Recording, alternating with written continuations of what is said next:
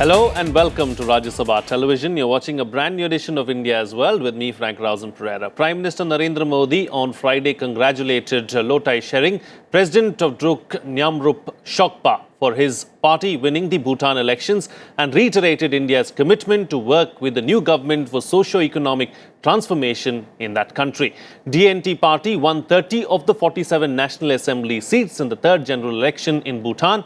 In a telephonic conversation, Prime Minister Modi extended an invitation to Tshering to visit India. Tshering thanked Modi for his greetings and good wishes and accepted the invitation to visit India at the earliest opportunity. The two leaders agreed to take forward the unique and multifaceted bilateral cooperation to new heights for the benefit of the people of Bhutan and India.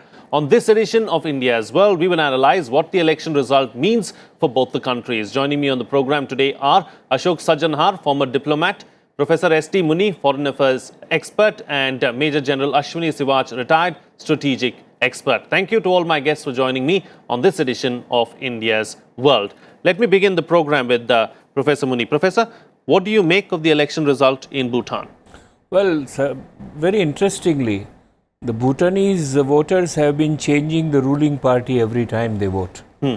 This is almost consecutive, twice or thrice it has happened. This is a party which has won now, was formed in 2013 and was trailing much behind earlier in 2013. And now look, it has come to power, which is very surprising. The party has come on a platform of essentially economic equality and reform. Its slogan was narrowing the gap between the rich and the poor. It is very unhappy with Bhutan's external debt, which unfortunately or fortunately mostly with India, because it is hydropower projects which come up. And it is asking for diversifying economy so that you generate jobs and identify. This is the agenda. The Election Commission did not allow foreign policy to be issues. Foreign policy issues to be discussed in the campaign, largely because of maybe Dokulam experience, maybe because of the last general elections experience, whatever it was. Therefore, it did not clearly come out as to where do they stand in relation to India or other countries. But if the new Prime Minister, is allowed to carry on his domestic agenda, well, there are issues which we may have to address and sort them out to both our advantage and their advantage. So you have if not a challenge, you have an issue so far as bilateral relations are concerned, because he is not in favor of going in largely for hydropower projects and because it creates the debt and all that. But let us see what happens in these terms. But this is the agenda. I may add that in Bhutan, please, anything that happens, yes, there is a new party, yes, it has been elected, yes, it has got a mandate, but never ever rule out the influence and caution of the monarchy, which is a very powerful institution and continues to shape the way democracy is evolving there. All right. Ambassador, what are the factors do you think that influenced these recently concluded elections in Bhutan? You know, basically what I would think, Frank, is that it was the domestic issues. It was basically, as far as the economy is concerned, you know, as been mentioned of this party as Bhutan United Party, it was narrowing the gap between the rich and the poor, between Bhutan and the other countries, because it's a least developed country, but very soon it hopes to become a developing country so that, you know, it moves forward.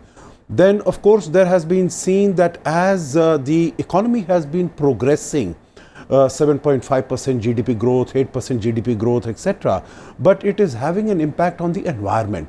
So how do you move forward as far as the economy is concerned, making lives of people better and more prosperous, while at the same time protecting the environment? We know that the country has taken a large number of measures. For instance, you know, it is a country of about 800,000 people. It is a rather sparsely populated country. It has great scenic beauty. So, you know, like many other countries, it could also have gone in for inviting tourists.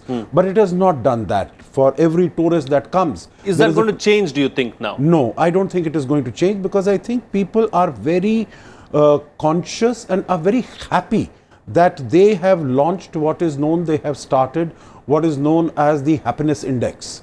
Rather than measuring the progress of the country by how its GDP is doing, how its GDP is growing, etc., they have the gross happiness index, and that has sort of, really made it stand out that it should be not only in terms of the material riches, material wealth, but there are so many other things, and of course ecology and relations between the community relations. And of course, we've seen, as far as this democratic elections also is concerned, what many of the parties have found is that the campaigning has got rather personal at times. And that is the time when the Election Commission has had to step in there. But coming back to what is it? It is corruption, it is infrastructure, it is unemployment, particularly amongst the youth and in the rural areas. So these are all areas that the government will really have to focus on. Of course, as far as the debt is concerned, and this is something that will have to be seen, but also maybe if the country does not go in for more hydroelectric projects, it will again be a win-win situation both for India and for Bhutan. Why? Because India is quite sufficient as far as power is concerned. As far as electricity is concerned, you would recall that last year there was this apprehension that although there are new hydroelectric projects that are being launched, but as far as demand in India is concerned, that is coming down because we are becoming self-sufficient. Right. So if there is no further investment as far as hydroelectric projects are concerned, I think it is good for them, it is good for us. Last point I'd make here as far as India is concerned is that India, as far as its neighbors are concerned, it has always now been trying to move in wherever there is need, as far as, rather than impose any projects on them. So I think there are great possibilities for collaborating in terms of whether it is different areas of services which are clean, which can provide growth, which can provide economic development. And I think that could be a win-win factor for both the countries going forward. All right. General, the fact that domestic issues dominated, campaigning and everything in Bhutan, were you surprised, despite Doklam taking place, that India and China were not openly a big factor in the campaigning and in the elections? There is no doubt about it, but that was basically restriction which was put by their election commission, that it was said that no foreign party will be discussed, it will be only a domestic issue. But otherwise, this is going to have a lot of impact on it, because as of today, the DNP which has won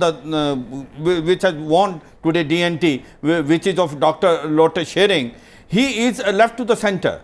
And the point every time everyone is asking is that the relation between India and Bhutan are unique. They are very friendly relation. They are based on a friendly treaty which was initially signed in 1949 and then was revised in 1972.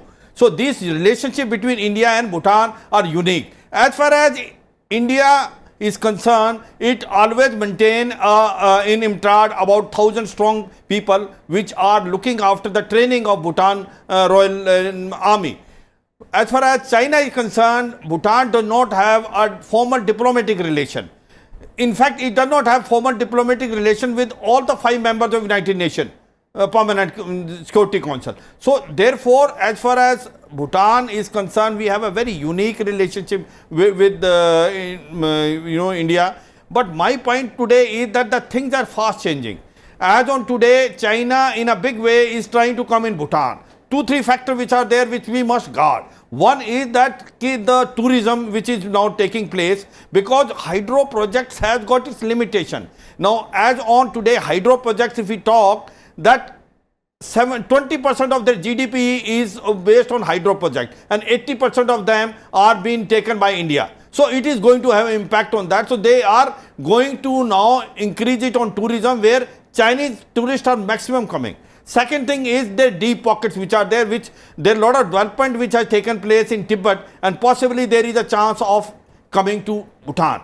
Now, point is, as far as this is concerned, there is a worry that Bhutan, which was totally in our shadow, that the time will come out the way Nepal is trying to go out and trying to maintain a realistic relation between India and China. Bhutan may also do in a time to come, which is not to our interest. 2-3 factors more stand out. One is the Bhutan has been always, whenever we need, as far as the security is concerned, the security concern of India has been taken. You remember that what has happened is that our northeast militants were having no number of camps in Bhutan. In 2003, that ULFA and National Democratic Front, the Bodo militants, they were flushed out by Bhutan Royal Army, and that is how we found that this insurgency in northeast has come down tremendously.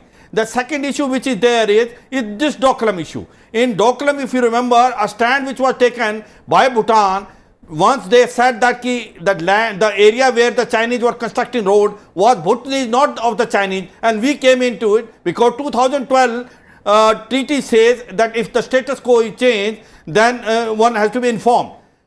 No doubt about it, as on today, the Doklam may no further development has taken place. The standoff was, taken off after 73 days. But in this also, I will like to say, there is reason to believe that the Chinese have taken an eastern detour and gone to a Jampheri Ridge, which is overlooking Siliguri corridor, which connects the mainland with northeast of India. So my point is, as on today, India has to guard against it. All right. The point is, the China factor will always loom large, both in Bhutan and Nepal. All right.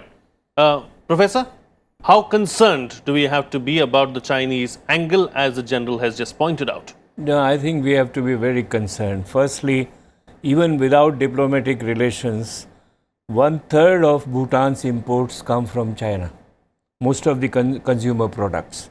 Secondly, this Doklam and all that actually is a Chinese problem between Bhutan and China. And they have not been able to sort it out, largely because we have a tri-junction there and they have to take us on the board. And if they take us on the board, the Chinese have their own view of what belongs to them, what belongs to Bhutan. They think whole of Doklam is to them. Now, in that situation, Bhutanese for last few years, let me be very, very frank here, have been willing to, have a deal with the Chinese. And under that deal, I am not very sure if they would be very hesitant in handing over a large section of Doklam to the Chinese, and that is not very good for us.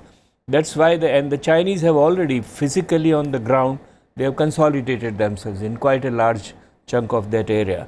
That is another thing. Bhutanese have since then been asking that we will settle the border with the Chinese and then allow China to have a diplomatic mission in Thimphu, which means the Chinese would increase their activities if that happens, and that will happen. Let me be very frank here again, that it's no longer possible in the changing geopolitical situation and regional context that we can force a country not to have diplomatic relations with anybody. And the border issue is serious. There are countries which have diplomatic relations without settling their border. Therefore, Bhutan can as well and wanted to go proceed further. Thirdly, let me tell you, there is a serious discomfort so far as Bhutan is concerned at the popular level of their heavy dependence upon India. And they want to diversify. That is actually the slogan which the new Prime Minister had come about. Chinese have been giving them fellowships, particularly to the Buddhist in many of the monasteries. Therefore, Chinese have been cultivating the business sections, Chinese have been cultivating the religious sections, and there is a political section which, because feeling uneasy with too close a relationship with India, want to diversify. The Chinese have come into whole of South Asia, and I see no reason, given any chance, they will push themselves into Bhutan also. But in South Asia, the Chinese are being driven away as well. You look at Hampantota, the Sri Lankans are upset. Well, you look at the Maldives, the elections has shown us what they think about the Chinese. I have a different opinion, Frank. I am sorry. We thought they will get out of Hampantota. They have not. In fact, they have got a lease of 99 years to be there. Secondly, in Maldives, the new government has said it is not going to upset their relations with China. See, look at the situation where Chinese have deep pockets. They have a lot of money. They are very aggressive in their diplomacy. And I see absolutely no reason why any small country would not go in for that. You are absolutely correct that many of the South Asian countries are now acutely becoming conscious of the debt trap. And therefore, including Pakistan, which is one of the closest. Absolutely, yeah. Which is one of the closest. But there is no denying that despite that caution, they are attracted by the money which the Chinese are offering. Deep pockets at the end of the day. More than deep pocket, they deliver. You know, in terms of projects, if they say this is what we will do, they will do it in time and to the satisfaction of the consumer. Therefore, there are advantages which the Chinese have in pushing themselves into whole of South Asia, whole of world, I would say, including Africa. All right, let's see what the diplomat has to say about this. You know, Ambassador, your thoughts on the Chinese angle and how the deep pockets or the lure of money is something that is overpowering as far as some of these countries are concerned. You know, let me put it this way, Frank. China is a challenge. China is a challenge not only for India. China is a challenge for the whole world. Meaning, why are we having these trade wars that Mr. Trump has started with China? Because now he has identified China as the most formidable challenge that the United States confronts at this moment. Why this, and they are now making charges that China is trying to interfere in the domestic affairs. So it is not only India, let us be clear, and let us also be clear that it is not for wanting something that India has not done, that China is becoming sort of so very influential as far as our neighborhood is concerned. China is becoming influential the whole world around.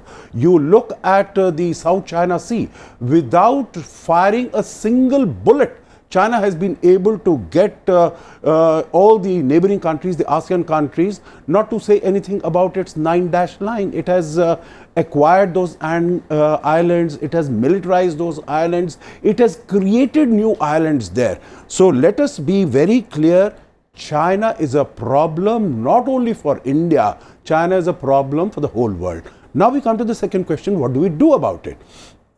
And I think the sort of policy that we have been following has been extremely good in my view. You know, what we did right in Maldives, I agree with the statement that has been made on Hambantota that and some of the other things, because these countries are so heavily indebted to China that there is no way that they want to get out. And also that there is, if money is coming and I need infrastructure in my country, then I will use that money, but I'll make sure that I don't get into a debt trap. Now, as far as Maldives is concerned, fine. Whatever Mohammed Nasheed might have been saying that we will ask China, but once the realities of governance come and strike you, then you have to deal with the real situation. And there I think they might have to continue to deal with China, but that really puts India in a very, in a rather good, influential, if not exactly a commanding position as far as Maldives is concerned.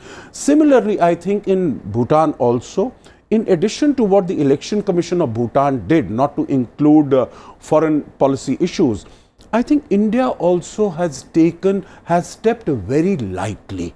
You would recall that in 2013 when the elections were taking place, and just before that, the then Prime Minister Jigme Thinley, he had met the Chinese Prime Minister of that time. It was not Li Keqiang, it was whoever it was, Li Peng. Li Peng, yes. Yeah, Li Peng. He had met him at the Rio conference, Rio Plus 40 in Rio de Janeiro. And then there was quite a bit of reporting on this, that there was more or less tacit understanding that China said, we will give up our claim on 400 plus square kilometers in the northeast of the country, while you give up, Bhutan should give up its claim on the Doklam area. Right. That was about to happen, and the other two, whatever the compromises were, is diplomatic relations would be established between Bhutan and China, and also that China would be allowed to establish an embassy in Thimphu. Now, when we came to realize, and you would recall at that time we had withdrawn subsidies on kerosene that was being sent to Bhutan. And this was a message that had gone out from India that we don't want the same government to continue. And that is why from DPT at that time you had a change to Progressive Democratic, People's Democratic Party. At this moment, I think we stayed quite aloof.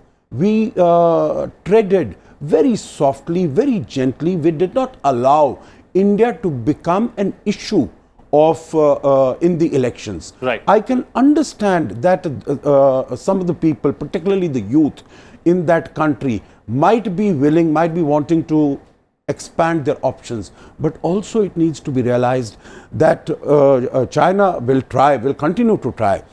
But the fact is that the impression of China amongst the people in Bhutan, the manner in which they have treated the Buddhists in Tibet, and the manner in which His Holiness the Dalai Lama was forced to flee in 1959, I think those things are still fresh in the minds of some of those people. Right. And as far as the king is concerned, who holds a very important position as far as whatever the policies that the government takes, although it's a constitutional monarchy, is positively inclined towards strong relations with India. All right. That having been said, General, what do you think is going to be the first order of the day as far as the new Prime Minister is concerned, and what are the challenges really going forward? As far as the Prime Minister of Bhutan is concerned, his main challenge is his economic condition which is there prevailing in Bhutan. As we are telling that during the run of the election, he has said the youth employment, poverty, health, education. These are the priority which he says that he is going to act upon it. Notwithstanding that, what the domestic thing, he will also going to look outside. And what is outside is basically when it comes to relationship between India and Bhutan, that is economic relationship which is there. As we have mentioned earlier also, that India and Bhutan, the trade is almost 80%, the Bhutanese trade with India is almost 80%. The aid which is given is almost in $1 billion, which is given by India to Bhutan. So therefore, as on today, 112% of their GDP is basically the loan which they have taken, and maximum loan they have taken from India. So they have to be realistic as far as India is concerned. The relationship with India are going to be very realistic, but our only worry is that Bhutan relationship with China is going to grow up. Now, only thing which is in favor is the topographic of Bhutan. What is happening is, as far as Bhutan is concerned, that it is tapering toward India side, and automatically it comes to the foothills and then to the plains of Bihar as well as of Assam. And that is the where that the lines are communicating to Chittagong and Calcutta for the trade and all. Whereas when they come to China, there is a Himalaya which is barrier between Bhutan and China. So therefore the topographic is in favoring India, and India relation with Bhutan is going to be as good as what it is, but we have to be vigilant and careful. Right. As far as Bhutan is concerned, their economy is, they are bothered because hydro projects, as we mentioned it, that they are taking almost 70% of the GDP or 20% of the GDP, and 70% is the one which they are supplying to India. In future, if it reduced to them, it will impact them. So they possibly is going to open their economy to tourism. The Chinese have come in a big way as far as the tourist industry is concerned. So they are coming up. They have to also open other avenues. Basically is that horticulture, cottage industry, that is where the Bhutanese have got strength in them. So in addition to their hydro projects, they are going to open their venues. One is basically for the tourism industry, then horticulture, cottage industry, carpet weaving, bamboo, this thing. So they are going to enlarge that thing. Right. Because the promise which was given by this DNT, basically Dr. Lote Tshering, was this, that he is going to look up, the economy should come up, and the rural poverty should be reduced, the gap between rich and poor should be also minimized, and youth should get the employment. And if he has to look after this employment, he has to go for this. All right, closing comments now from all my guests. I'm going to ask you to be brief. Professor, first with you, what is it that we know about the new Prime Minister and his party? Frankly, comparatively very little. Less, yeah. Very little, because we did not think that this party would come to power so suddenly. Therefore, we ought to know and understand that very well. Secondly, let me tell you, and again, being very frank, the Bhutanese had given indications of their discomfort with too heavy dependence on India when they voted for BBIN. The former Prime Minister, who was thrown out of power this time, he had proposed that we are part of the BBIN and the assembly vote did not allow it, basically on the question of environment. I think that was a very strong indication much before the elections that we should have been very careful, and I'm sure, as Ambassador Ashok Sajarhar says, that we have probably been very careful in our policy. But let us face it, we have to revisit our own Bhutan policy. There are so many things which we need to do it and take care of the aspirations of the Bhutanese, which are trying and striving Right. to get much more space than they have had so far. Right. Ambassador, how can India be an enabler, especially when we know so little about the DNT and the next Prime Minister? You know, we might not know enough about DNT and the new Prime Minister that is coming, but we are fully aware of what the needs of the Bhutanese economy are. And I think these are some of the processes that we ourselves have moved through. You know, as far as tourism is concerned, for instance, you know, we've been talking a great deal about tourism, and they have ensured, Bhutan has ensured that they will not allow the backpack tourism, they will not allow the hippie tourism that was so very prevalent in Nepal and some of the other places. They are allowing only high-end tourism. So how can we go provide infrastructure? What are the strengths that we have in clean industries which can provide employment and growth to the Bhutanese economy? And of course, we have to tread very softly. We have to be aware of their sensitivities on their sovereignty. I think the manner in which India conducted itself as far as Doklam is concerned has been exemplary, and it has, I think, sent out a very positive signal and a positive message to Bhutan and also the other neighboring countries that India, when it comes to interests and security, sovereignty of its smaller neighbors, it can stand up and take a position. Right. So I think this is something that we need to continue with the Bhutan and with the region in general. So the message is gone that we will not back down, is what you're suggesting, and we will help our neighbors. Indeed. General, closing comments on the best way forward as far as India and Bhutan are concerned. We must have a very realistic relationship with Bhutan. We should help them out where it is required. We are, as it is, helping them out in most of the dams have been constructed with the aid of India. The hydropower, which is their main, where they have a source of export, we must take that. As far as we should also help them out in their own trade, which is passing through India, going through Chittagong and Calcutta. As far as we are concerned, our concern is only China. That concern must be told in no uncertain term as far as Bhutan is concerned, that we will like them, that they must keep a very realistic relationship with China, because the Doklam is not a small issue. It has given us a lesson. The point is that there can be many more Doklams in case if we are not vigilant and alert. As it is, it has been pointed out in Doklam, the maturity which Indian government has shown it has sent a very good message all around in South Asia that we are not going to be cowed down by China. Now that has not finished now, because what has also brought in is that China has gone another way now to ensure what it was doing in Doklam has achieved by going to Jampheri Ridge. So we have to be very alert and alive as far as Bhutan is concerned, especially about the security vis-a-vis China. All right. With that, then, we'll call it a wrap on this edition of India's World. Thank you to all my guests for joining me on the program and putting things into perspective for us. We'd like to hear from you as well. You can share your feedback and suggestions with us. Our email ID is indiasworld.feedback@gmail.com. You can also tweet to us using our Twitter handles at FRP09 and at Rajya Sabha TV. That's it from me. See you again next time.